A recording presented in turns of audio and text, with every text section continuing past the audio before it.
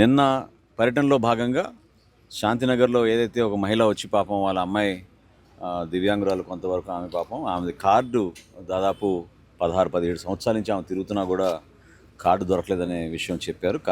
కార్డులో పేరు పొందుపరచలేకపోయారు 4 అమ్మాయిలు పాపం. సో అందులో ఈరోజు నిర్ణయం తీసుకొని నిన్న తహసీల్దార్ గారు చొరవ చూపించి ఈరోజు ఆ కుటుంబానికి కొత్త రేషన్ కార్డు అందించడం జరిగింది.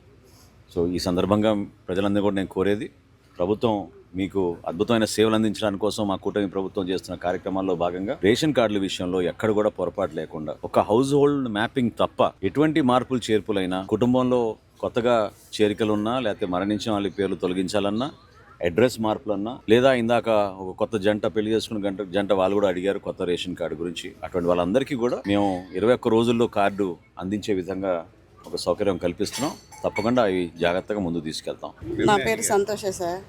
నేను రేషన్ కార్డు కోసం చాలా సంవత్సరాల నుంచి తిరుగుతున్నాను. నేను ఇంటి దగ్గర డెలివరీలు అవుతాను, నాకు ఎవరు ఇది రేషన్ కార్డులో యాడ్ చేయలేదు పాపది. సరేలే అని నిన్న సార్ రాగానే మేము చెప్పాము. చెప్పిన వెంటనే 24 గంటల్లో మాకు ఇది ఇచ్చేశారు. మేము చెంచుపేట ఇందిరా కాలనీ సార్. మేము పాపకి 5 సంవత్సరాల నుంచి తిరుగుతూనే ఉన్నాం. స్కూల్లో కావాలంటే ఎవరైనా పుట్టిన తేదీ కావాలి అది ఇదని ఎవరు చేస్తున్నారు. మేమేమో ఇక అది లేక ఇబ్బంది పడితే నిన్న సార్ రాగానే మాకు ఇది చేశాడు. ఏదో ఒక రకంగా అయితే మాకు చేపించాడు. మేము చెప్పిన వెంటనే మాకు పని అయింది.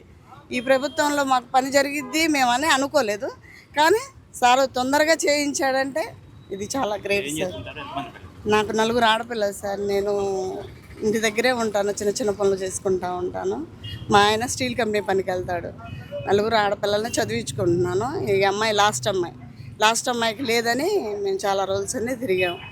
ఈ మొన్నటి కూడా డిగ్రీలో జాయిన్ చేయడం కోసం అది కావాలి అది అంటే వెళ్ళాము మున్సిపాలిటీ ఆఫీస్కి. చాలా ప్రాసెస్ ఉంది దీనివల్ల అని చెప్పారు.